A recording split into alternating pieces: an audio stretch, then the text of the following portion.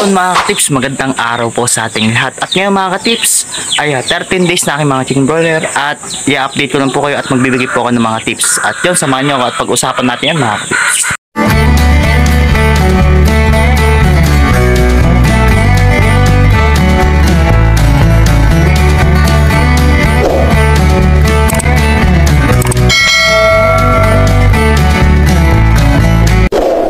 Mga katips, magandang araw po sa ating lahat. Ayan mga katips, nakapablog na naman po tayo at 13 days na nga po ng aming mga chicken broiler. At yon, sabi ko nga po sa inyo mga katips, ang alaga natin ay nasa 105 at nagkaroon tayo ng mortality na 6 mga katips. Kaya ayun, ay 99 pa rin po ang ating mga broiler mga katips. At kagandahan ay simula nung nagka-diferensya yung ating mga alaga nung 3 days at 4 days nila, ay hindi na po nagkaroon tayo ng mortality. Naagapan po natin yon dahil po sa ating mga gamot na pinapainom na tulad ng Ambroxetil, saka yung bagong pinapainom natin mga katips na ito. I-share ko sa inyo mga katips ay itong Sulpak Par QR mga katips ay maganda rin. Maganda rin ang nangyayari sa ating mga broiler mga katips. At yun na nga mga katips, dahil 13 days na nating mga chicken broiler ay malapit na tayo mag-change ng feeds mga katips. At yun na nga po, nakabili na nga ako ng Integra 2000 mga katips. At good news, nakatipid tayo mga katips sa ating pagbili ng ating feeds mga katips, dahil nabili ko lang po ang isang sako ng 1,890 mga katips. Napakalaki ng natipid natin mga katips, kaya ayos na ayos. Kaya yun, buti na lang nakaharap kami ng magandang bibilan na feed store mga katips, talagang ayos.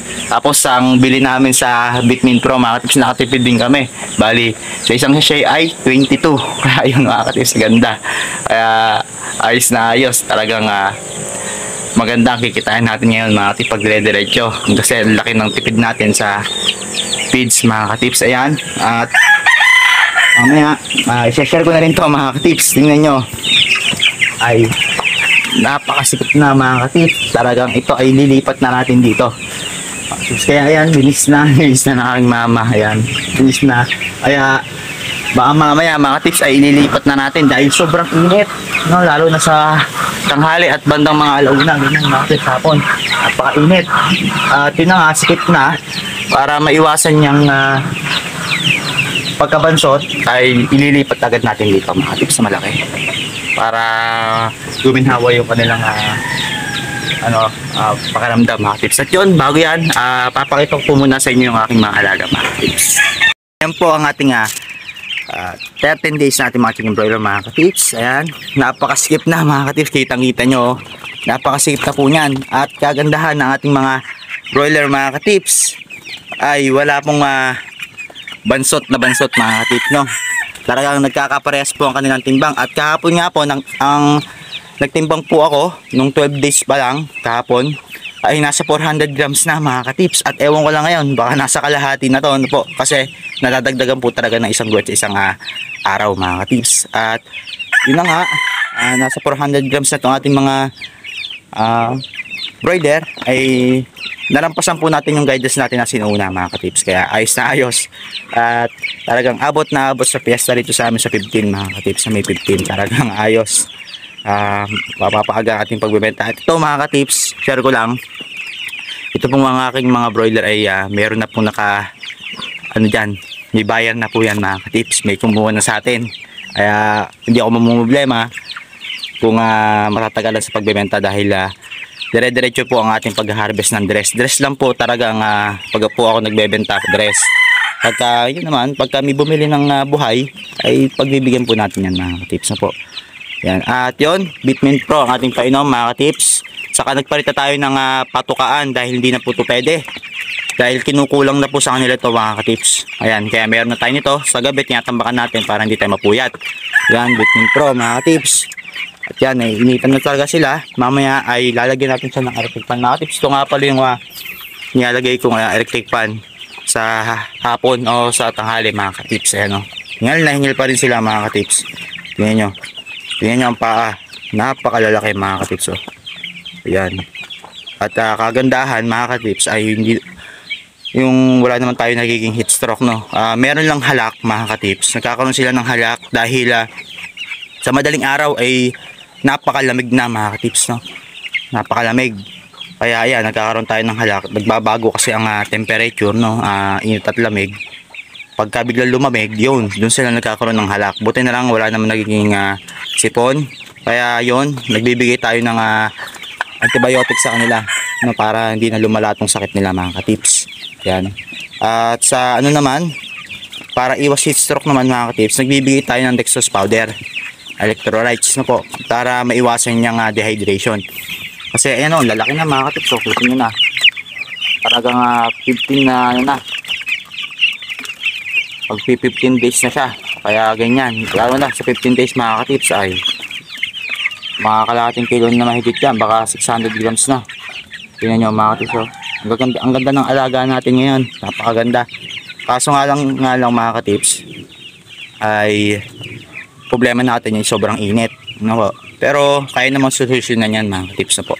Ang sikreto dyan ay yun, kailangan wag silang siksikan. Pagka siksikan sila, doon talaga bumababa ang timbang, at wag nyong gugutumin, no po. Saka magbigay kayo ng vitamins palagi mga katips. Rotation lang. Saka pagka malalaki na naman, huwag niyong kakalimutan magbigay ng plain water mga katips, para kahit pa paano nare-refresh yung kanilang katawan, no po, para hindi naman sila masyadong overdose sa gamot. Ayan, nakita nyo mga katips yung mga puwet, oh, lalaki. Kaya yan, sana sa mga nag-aalaga nagsisimula mga katips, sana maging ganito rin yung mga alaga nyo. Alam ko na magiging ganito rin yung mga alaga nyo mga katips, so po. Tips ko lang, sundin nyo lang po yung mga nasa video ko. Yan, kung paano ang pagtitimpla ng inat lamig, yan, sa mga vitamins, feeds, yan mga katips, at saka mga gamot, yan, para maiwasan yung mga sakit. Gayahin nyo lang po yun mga katips. Sigurado ako na magiging ganito rin yung mga alaga nyo mga katips, na po. Yan, tulad nyan, 13 days na. Tapos magpapalit na tayo bukas pagka 14 days. Ay, sa pagpapalit naman po ng 14 ng feeds mga katips, huwag nyo pong bibiglain na ubos na yung Integra 1000, saka lang kayo magbibigay ng 2000. Maganda i-mix nyo 50-50 o kaya dahan-dahan lang. 30-70 munang Integra 1, tapos 30% ng Integra 2000. Uti-uti lang ganun mga katips, para hindi sila bila-bilang na maninibago sa feeds nila. Kasi alam niyo naman, ang Integra 1000 ay medyo maganda-ganda ang yan, ang mga ingredients niyan. Siyempre naninibago rin sila sa lasa. Kailangan dahan-dahan po ang inyong pag-change ng feeds para hindi po manibago, para hindi sila tumamel o humina sa pagtuka mga katips. Ganun lang po yung discarding gagawin nyo, at mabilis lang naman po yun. At meron din naman po akong video noon na ginawa na, at ni-refresh ko lang, at pinapaalala ko lang po sa inyo, lalo na sa mga bago pa lang natin na mga subscriber, na ganoon lang po ang inyong gawin po. Sa yan, tulad yan mga katips, Vitamin Pro yung binibigay natin. Mamaya mag-change na ako niya pag mainit na. Change tayo sa dextrose powder para maiwasan naman yung dehydration. Yan mga katips. Maraming may halak, mabilis naman yan mga katips. Antibiotic lang yan. Saka pwede rin magbigay ng sili. Kaso wag ngayon, medyo mainit ang panahon. Gamot na lang muna na antibiotic. Kaya Robostrict BK, para hindi naman po sila lumala yung sakit nila, yung bacteria nasa katawan nila mga katips. Yan, yes mga katips. Ayun mga katips, napakita ko na po sa inyo yung aking mga alaga. Ayan mga katips, nakakatuwa po naman. At dahil siksikan na po sila sa kanilang ating boarding cage na po. Yan po naman ay ililipat ko na rito. Napaaga ang ating paglilipat mga katips. Kasi sa aking mga nag-experience po talaga, kapag malamig po talaga ang panahon, minsan nakakapaglipat po ako dito sa malaking kulungan, nasa 17 days, mga 20 days, ganyan, 18 days. Depende po talaga sa panahon, sa ating mga sisiw. Ngayon po, maganda po kasi yung sisiw, malalaki. Tapos ang panahon ay hindi tag-ulan, kaya mabilis po tayo mapagpalaki, o mabilis natin matimpla yung temperature.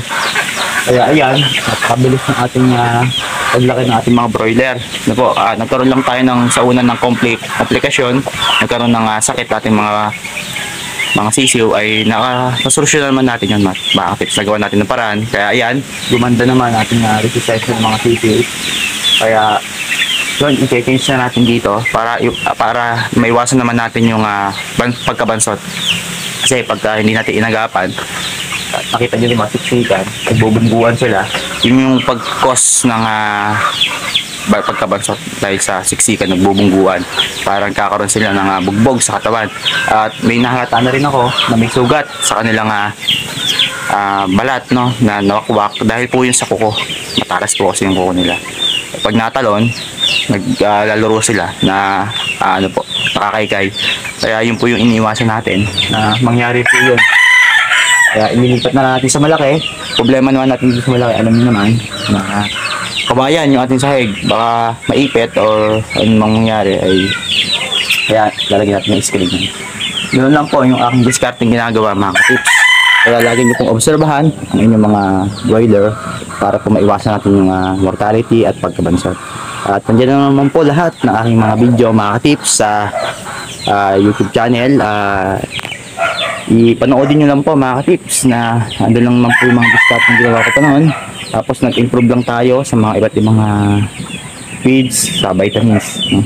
Hanggang nakuha natin yung magandang vitamins na ginagamit natin. Pero nga pa ng Vitamin Pro, sa gamot, para maiwasan yung mga sakit, ang Broxetil, saka yung bago ngayon, saka yung Robustic BK, yan, saka Dextrose Powder. Yan po yung mga trusted na ating binibigay sa ating mga broiler, mga katips. At yun,